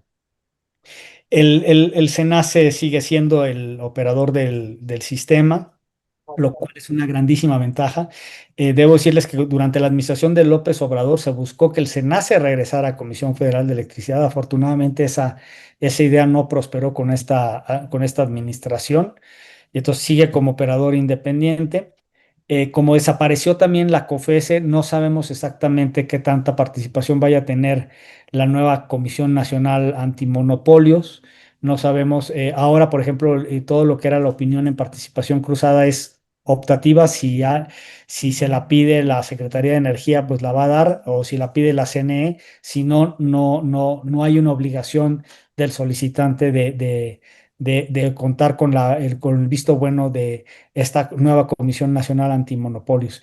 Y bueno, pues CFE y Pemex van a tener una participación más activa, pero yo creo que la realidad es que las limitaciones de carácter presupuestal, las limitaciones de las finanzas públicas, pues representarán una limitante muy importante para que Pemex y CFE sean los jugadores dominantes. Seguirán siéndolos, pero si hay esta verdadera postura del Estado de abrirse al sector privado, los reglamentos harán que sean los privados los que desarrollen muchos de los proyectos. De hecho, esto ya lo estamos viendo incluso con determinaciones que está tomando el SENACE en los estudios de interconexión. Están facilitando, a diferencia de la administración anterior, el desarrollo de varios proyectos. Bueno, en el caso del gas, lo que vamos a ver es que este es el mercado que menos ha sido afectado. eh, fue el que menos cambió con la reforma de 2013-2014, porque ya había una apertura, el que menos sufrió afectación con la administración de López Obrador, y también, bueno, por lo tanto, el que menos ha sido afectado también con el nuevo marco legal. Ahí el cambio importante es que esto es como estaba antes, como estaba con López Obrador y como cambia ahora, pues está la CNE. La CNE es el nuevo regulador, otra vez con las debilidades estructurales de la CNE. Senagas se quedó, lo cual es otra vez una noticia importante. ASEA se quedó, una noticia importante. Y aquí, insisto, creo que no veremos cambios importantes. Vamos a ver qué ocurre. Hay alguna cosa medio rara ahí, y es que por ejemplo, en los sistemas integrados se considera que se puedan integrar proyectos por ruedas, lo cual no parece tener mucho sentido desde el punto de vista económico, pero no parece tampoco una gran cosa. Vamos a ver qué pasa, pero aquí este sector es el que menos se vio afectado.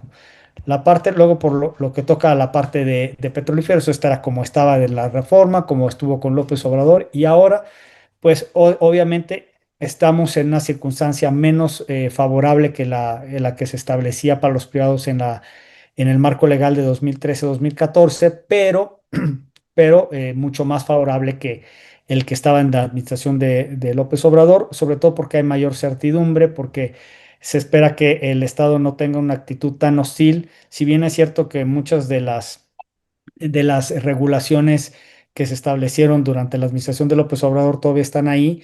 Yo creo que va a haber una actitud menos hostil hacia el otorgamiento, por ejemplo, los permisos, lo que les decía hace un rato, el mismo nombramiento de las personas que parece que van a estar a cargo de la CNE manda señales de esperanza en el sentido de que son personas bien preparadas, profesionales, que difícilmente se van a prestar a que haya una postura o de hostilidad como la que había durante la administración anterior.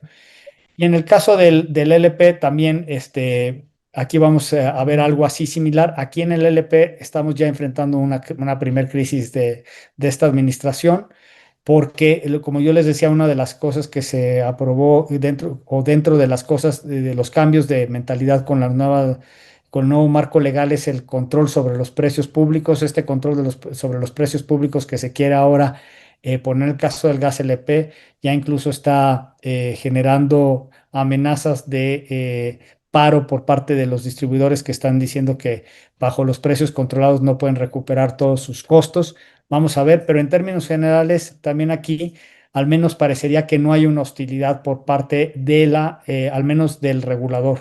En cuanto a la Secretaría, no es que haya una hostilidad, sino que ahí claramente hay una postura de política que buscan que no suban los precios y quieren controlarlos a través de los privados, porque saben que Gas Bienestar está en una condición que difícilmente puede ayudar a ser el motor de control de los precios. Entonces, digamos que esto es lo que está pasando también, o cómo va a quedar el sector de gas LP. ¿Qué pasó con el arreglo institucional? En el caso del arreglo institucional, bueno, pues esto era lo que teníamos con la reforma de 2013-2014. Había la participación de órganos autónomos con la COFESE y el Banco de México. El Banco de México que participaba junto con la Secretaría de Hacienda en el Fondo Mexicano del Petróleo, la COFESE que vigilaba la competencia en los mercados del sector energético. El Ejecutivo Federal tenía por una parte las secretarías, en donde estaban pues la Secretaría de Hacienda, Economía, la Secretaría de Energía, la Semarnat. Se crearon estos operadores independientes como órganos descentralizados, ¿no? El SENACE y el SENAGAS, las empresas del Estado, las empresas productivas que ya no eran empresas o parte del sistema paraestatal, eran empresas productivas del Estado. Y después estaban los órganos reguladores coordinados, que eran la CRE y la CNH, y que tenían una autonomía incluso a nivel constitucional. Con la reforma, este marco se cambia y por una parte la COFESE ya no tiene participación importante en el sector. Digo, de hecho ya no existe la COFESE como tal, es la Comisión Nacional Antimonopolios, que vamos a ver qué papel va a jugar.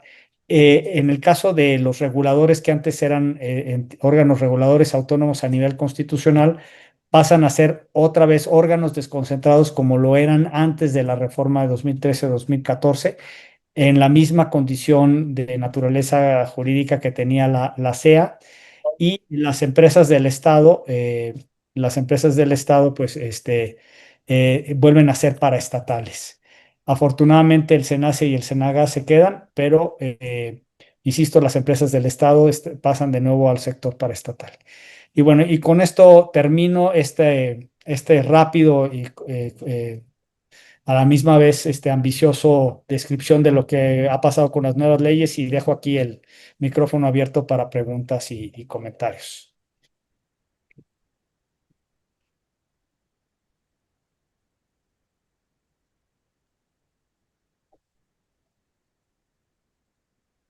No sé cómo funciona aquí. Yo tengo que Hola, hacer algo, pero creo que no, ¿verdad? Creo que ustedes pueden preguntar en cualquier momento, ¿no? así es. Buenas tardes, Cintia Manzárraga. Una molestia, tengo una duda respecto al tema del funcionamiento de los contratos de ¿El qué, autoconsumo. perdón? Tengo una duda sobre los contratos de autoconsumo. Ah, ya.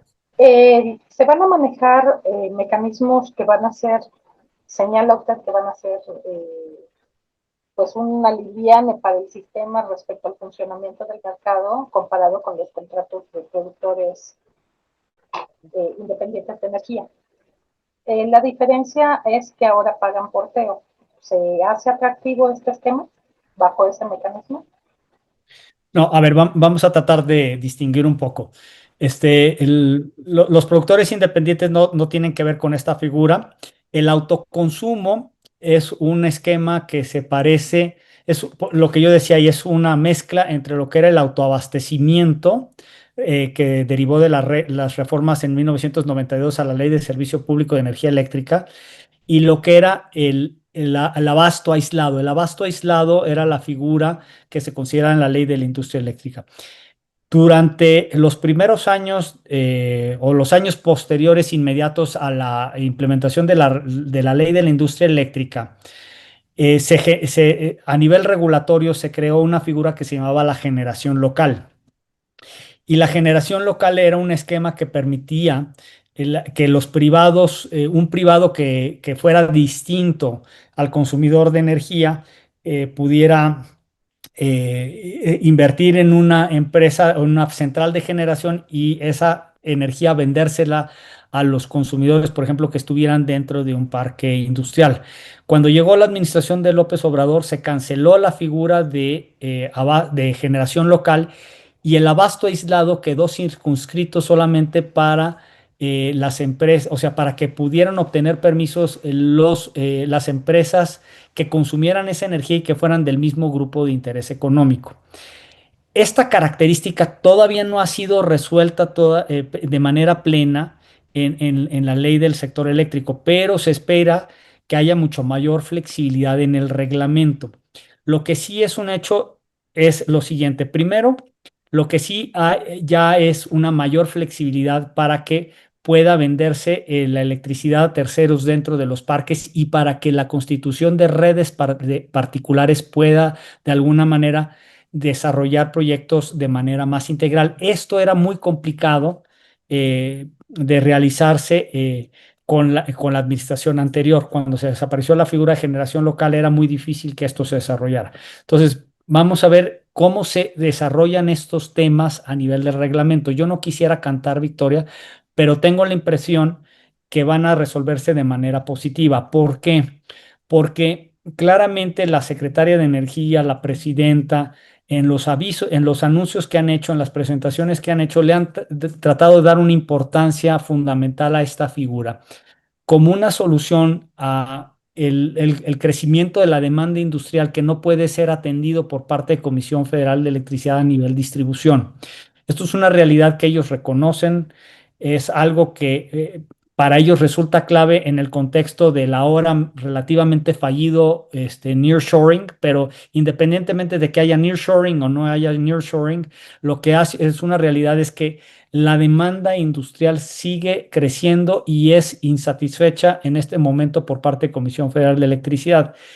Y al gobierno le interesa que se desarrollen parques industriales, que se desarrollen centros de datos y todos estos no van a poder ser satisfechos con proyectos de Comisión Federal de Electricidad que más bien está enfocada en los proyectos grandes, en los proyectos se va a tener que enfocar en la transmisión y la distribución. Entonces, sí claramente el gobierno busca que el autoconsumo sea una figura de privados que pueda desarrollarse, pero si no le quitan algunos candados para lo que es la interpretación de que sean del mismo grupo de interés económico, pues vamos a estar en condiciones pues muy similares a las que estuvimos en la anterior administración.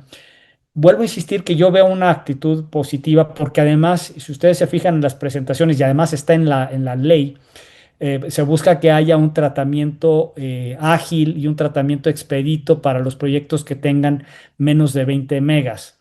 Ahora, el otro tema que va a ser relevante es si van a estar interconectados o no o no.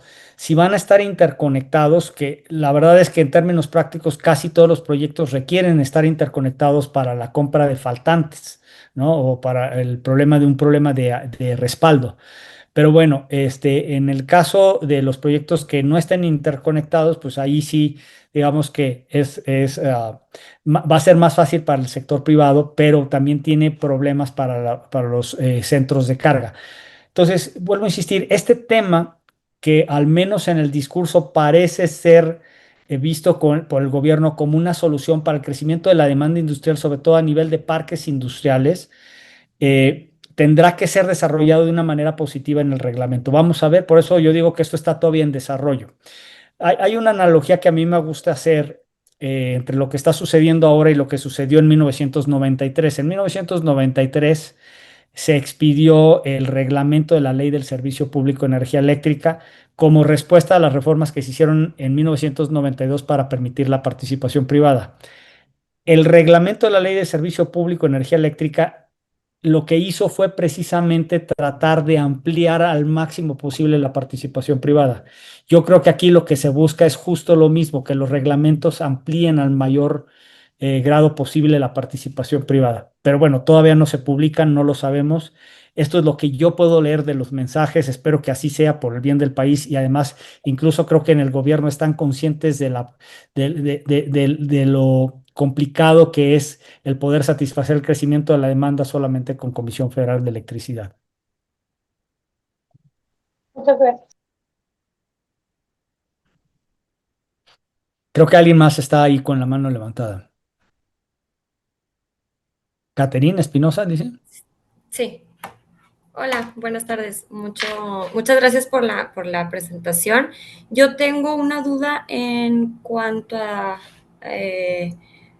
como a las funciones de la CNE. O sea, la semana pasada creo que fue, ya se anunciaron que la CNE entra en función, pero a la vez sigue estando vigente la suspensión de plazos. Entonces, ¿esto qué quiere decir? Que, o sea, tengo entendido que sí debe de publicarse un acuerdo en el que levanten esta suspensión, pero mientras tanto, ¿qué significa? O sea, ahorita la CNE, o sea, está operando, pero a final de cuentas no podemos esperar como mucha respuesta por parte de ellos o qué significa.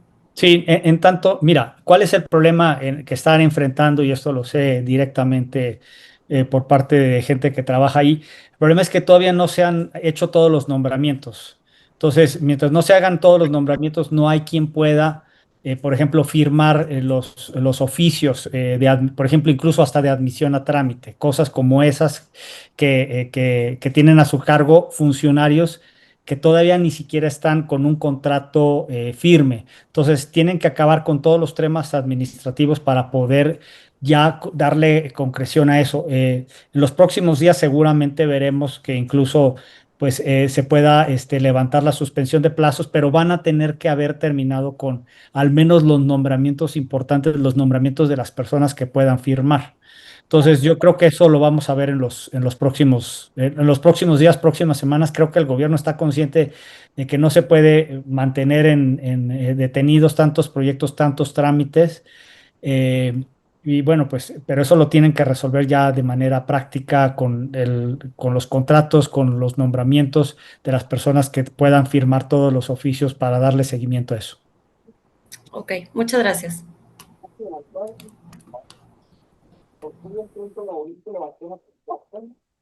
Hola Francisco, te habla Acer.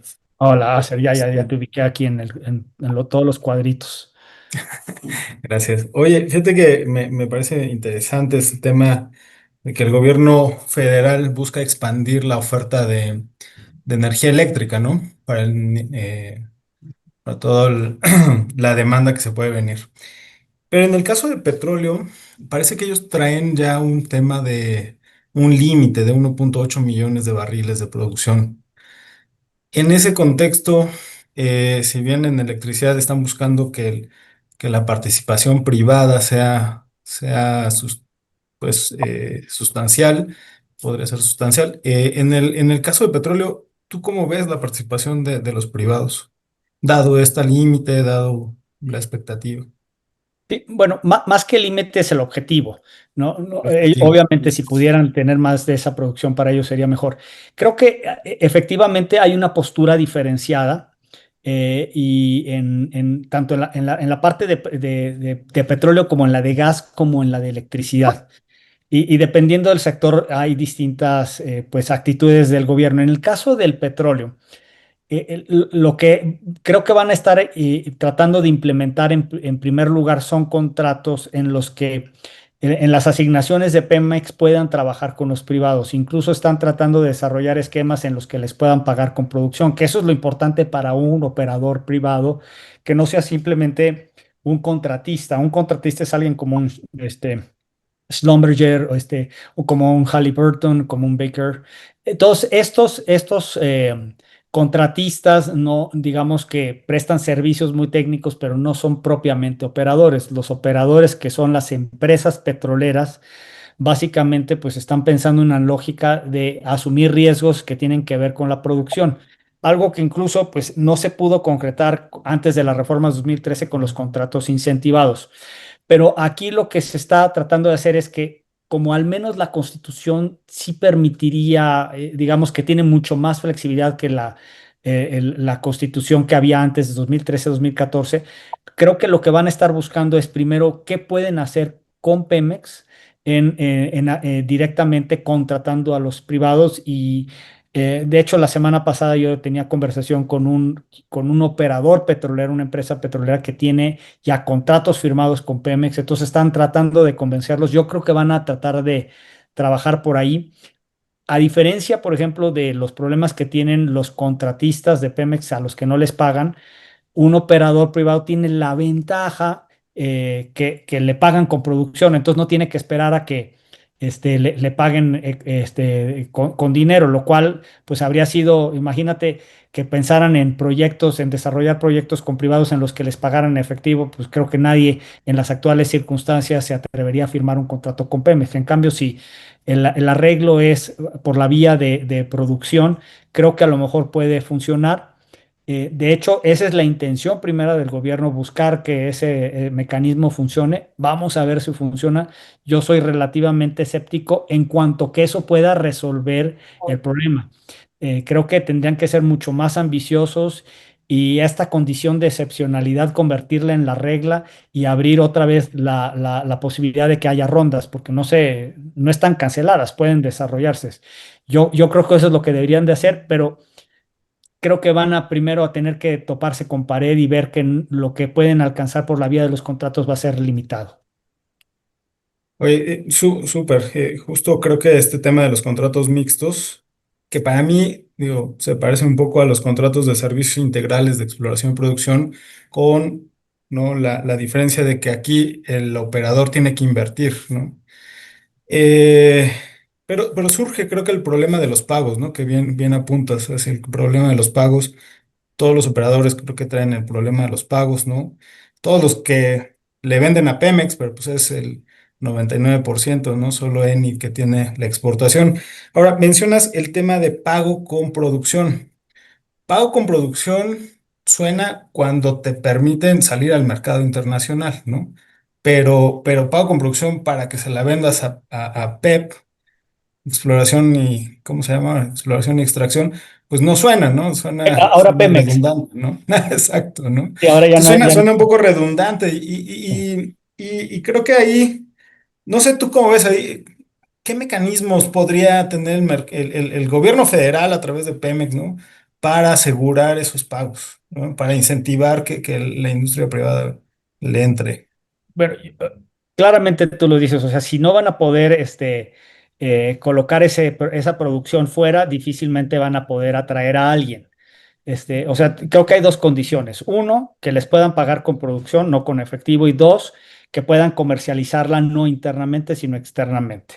Entonces, creo que en la medida que logren esos dos, son las condiciones mínimas como para que pueda desarrollarse. Pero yo creo, y esto es mi impresión, que va a estar limitado, que el tipo de operadores petroleros que puedan encontrar algo atractivo ahí va a ser reducido. Hay de operadores petroleros a operadores petroleros. Operadores que son pequeños, que a lo mejor están dispuestos pues, a jugar bajo esas reglas, y los grandes operadores difícilmente van a operar bajo esa dinámica. Ellos van a estar esperando a que pues, estos esquemas pues, no sean atractivos, y yo creo que no van a ser tan atractivos. Y solamente cuando, pues, cuando quede en evidencia que no van a alcanzar la producción que estaban buscando bajo estos mecanismos, creo que van a tener que romper el vidrio de emergencia y Sí. recurrir a los contratos tradicionales. Yo no veo que realmente puedan resolver el problema sin recurrir a los otros esquemas, sobre todo porque el tipo de jugadores que necesitas, si realmente quieres incentivar la producción en el corto plazo, porque además, a mi juicio, hay un problema adicional, y es que ya estamos con el tiempo encima. Si bien es cierto que con Trump cambiaron las reglas internacionales en cuanto a la presión en la producción de energías fósiles, Trump no va a estar para siempre, y el tema del cambio climático va a volver a meter presión eventualmente sobre la producción de combustibles fósiles. Entonces, si México no se apura a producir combustibles fósiles, difícilmente lo va a hacer en el futuro. Entonces, creo que todo ese tipo de variables hay que tomarse en cuenta, y el gobierno tendrá que eventualmente recurrir a lo que dejaron abierto afortunadamente, aunque muy relegado, y es la posibilidad de hacer estos contratos directamente del Estado. Oye, ya, perdón que aquí tratando de todas mis preguntas, pero una última. Y preguntante, pues si es como que saques tu bolita ahí mágica y nos cuentes algo de especulación, pero es interesante cómo ha salido esta noticia de que Carso, ¿no? A través de Slim, ahora es el gran inversionista en Pemex, ¿no? Pero en todos lados, ¿no? En todos lados ha salido esa noticia. O sea, vamos, como que suena que ha sido muy articulada, ¿no? ¿Qué incentivo tiene? O sea, ¿cómo va a hacer Slim para cobrarle? Porque no hay de otra para incentivarte que sepas que le vas a poder cobrar, ¿no? Sí, pero Slim juega un poco distinto a los operadores petroleros internacionales. Slim juega también a la política, juega un poco al peso que tiene como jugador, como inversionista en todos los sectores en México, en muchísimos sectores, y yo creo que apuesta a su peso político para poder monetizar sus inversiones con Pemex. Yo creo que esa es la lógica. Eso no lo va a hacer un privado extranjero, ni nadie que no tenga una huella económica en el país como lo tiene Slim. Solamente lo puede hacer alguien como él. Y no hay otro en el país. Entonces, difícilmente creo que se pueda reproducir eso. Pero el gobierno a su vez sabe que Slim tiene capital como para resolverlo. Entonces, al final del día, si a Slim no lo convencen, tampoco va a estar ahí. O sea, creo que está apostando a decirles, yo estoy aquí listo para invertir, pero van a tener que cumplir con ciertas condiciones. Y creo que, a diferencia de otros jugadores, sí tiene una palanca como para poder presionar políticamente. Difícilmente tú podrías ver un operador extranjero presionando. A Slim sí lo puedes ver. Claro. Eni, me parece que este año tiene que renovar su licencia de exportación. Era por 5 años y va a ser interesante saber si se Sí, las dan, ¿no? yo espero que sí mandarían un mensaje muy negativo, que en este momento el país y la economía no están como para enviar mensajes negativos. Yo espero que se lo renueven, y que incluso pues traten con eso de hacerle un guiño a la inversión privada, ¿no? Claro. Muchas gracias, Francisco. Disculpen. Eh, A ver, tengo aquí varios. Tengo a Janine, Viridiana y Aarón. A ver, si quieren una mujer, un hombre y una mujer. ¿Quién quiere comenzar? La que hable primero. Muchas gracias, Ándale, Francisco. Viridiana, ya hablaste Voy primero. a aprovechar un poquito el espacio, igual agradecerte tu conocimiento que nos compartes y demás.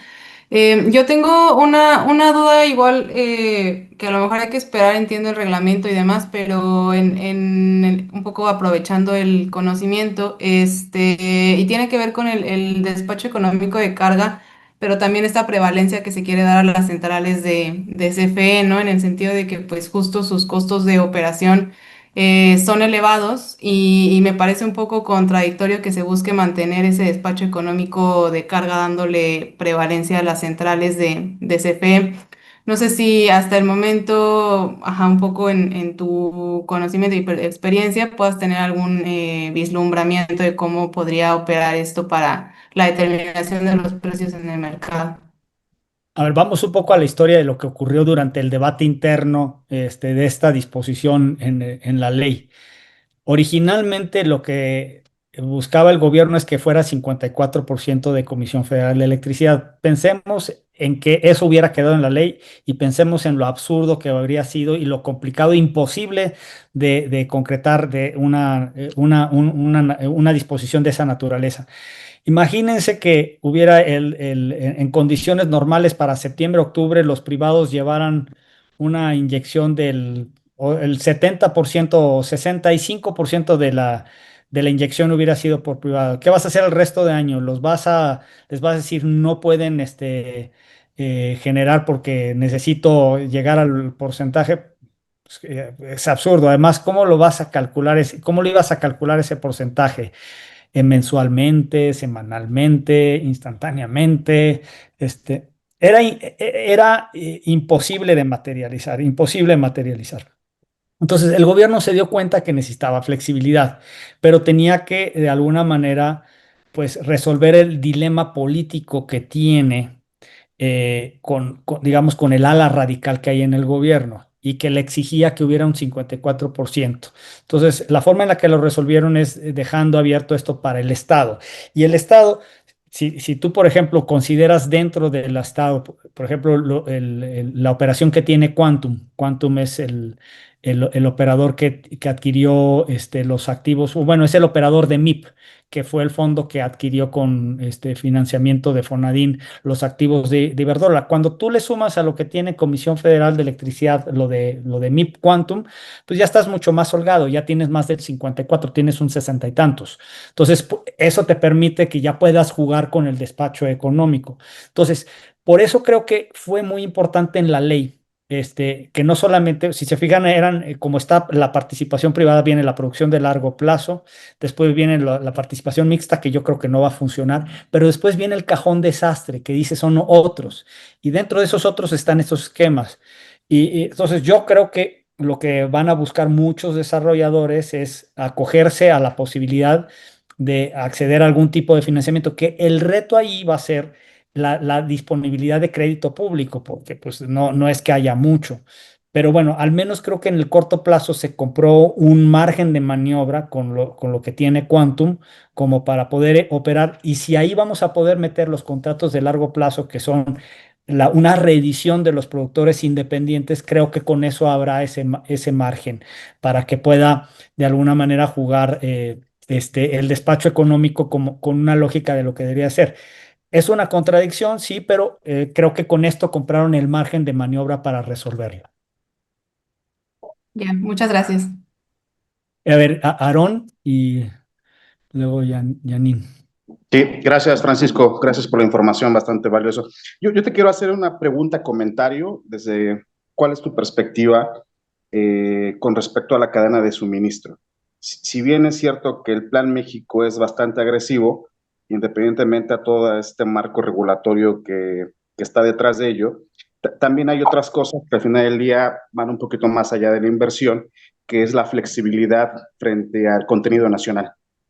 Una cosa es que en la ley esté especificada y otra cosa es cómo se cierran los contratos para poder hacer infraestructura en México. Eh, Pregunta, desde las esferas donde te has movido y todo esto, ¿qué es la percepción respecto a ello? ¿Piensan que va a haber flexibilidad? Y me refiero mucho al contenido nacional porque no es solamente un elemento que obedece a materiales y equipo, es un elemento que incluso obedece a personal calificado para precisamente poder hacer esta matriz energética realidad, ¿no? Y que hoy en día, si bien es cierto que no ha sido elevado en gran porcentaje en los últimos tal vez 15, 20 años, también es un hecho de que a veces parece ser un best wish que no sé quién vaya a cumplir de alguna forma, ¿no? Entonces, ¿crees que ahorita pueda ser un punto de inflexión que, como tú decías hace rato, un buen guiño hacia la inversión privada, o incluso en su momento pueda volver a ser una piedra en el camino que de verdad a veces es muy difícil de sacarse con respecto a lo que se debe de hacer, con lo que contamos y hacia dónde queremos ir, ¿no? Entonces, ahí, ¿qué apreciación te apetece esto, Francisco? Mira, a diferencia de otras reformas en otros países, y estoy pensando de manera muy particular en la reforma que hubo en Brasil, en donde uno de los elementos fundamentales desde el punto de vista político era el contenido nacional. En el caso de México, el contenido nacional no fue uno de los grandes argumentos de esta reforma.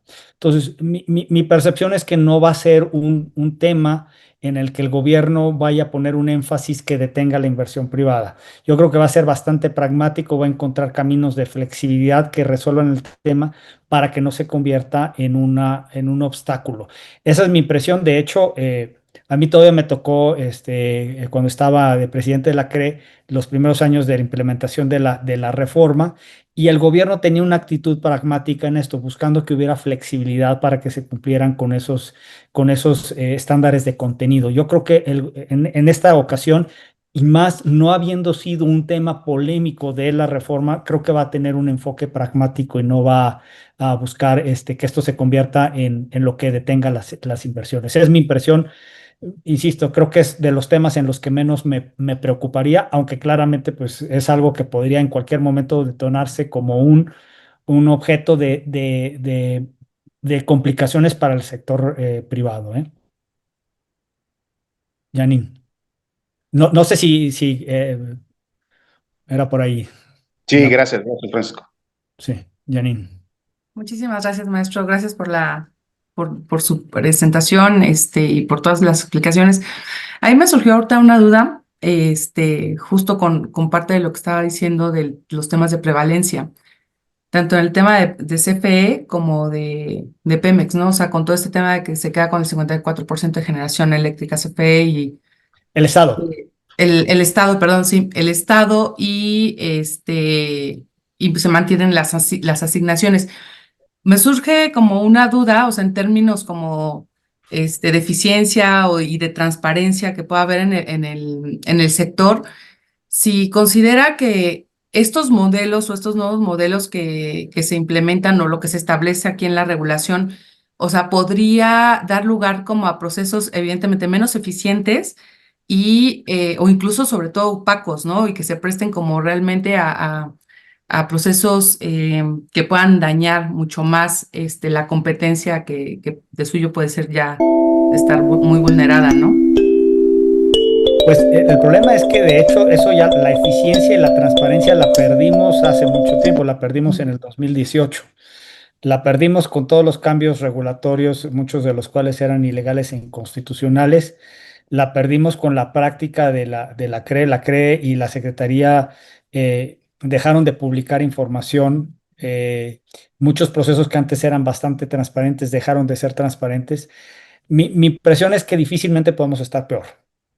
Estamos en un escenario en el que al menos, o sea, si tú me preguntas como economista cómo veo el arreglo de mercado derivado de esta ley comparado con el anterior, yo te digo, pues infinitamente superior a lo que teníamos antes, en 2013-2014, un modelo económico que incentivaba la competencia, que trataba de evitar los monopolios.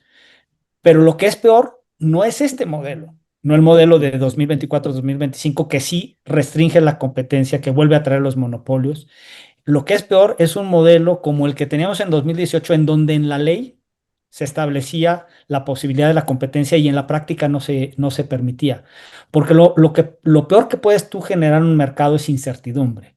Y lo que generó eso fue incertidumbre.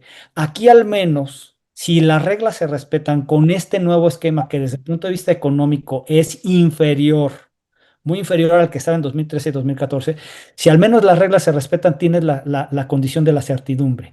Y eso es muy importante.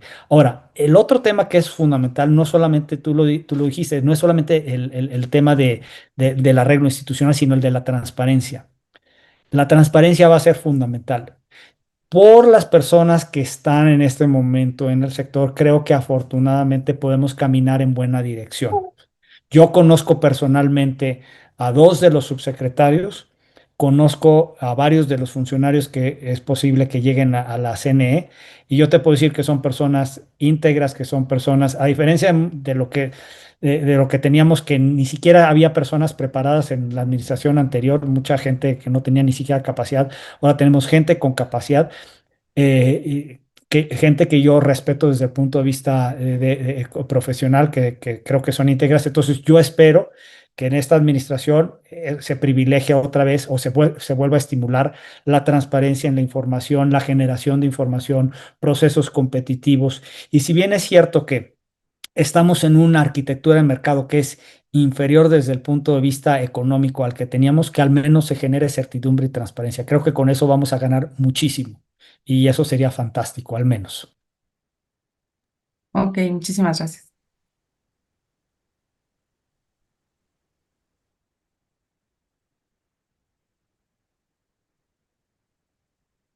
Pues no sé si haya alguna pregunta. Son tantas ventanas que no sé, no sé si haya preguntas o no, pero bueno, si alguien cree que no le estoy dando la palabra, simplemente hable, porque no alcanzo a ver las manos levantadas en todo caso, ¿eh?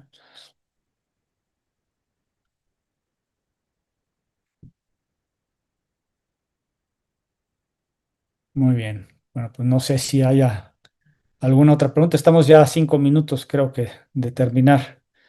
Entonces, pues creo que si ya no hay ninguna pregunta, aquí terminaríamos, y les agradezco mucho. La presentación se las comparten, creo que ahí yo se la haré llegar a Isabela, y bueno, ella se las hará llegar a ustedes con mucho gusto.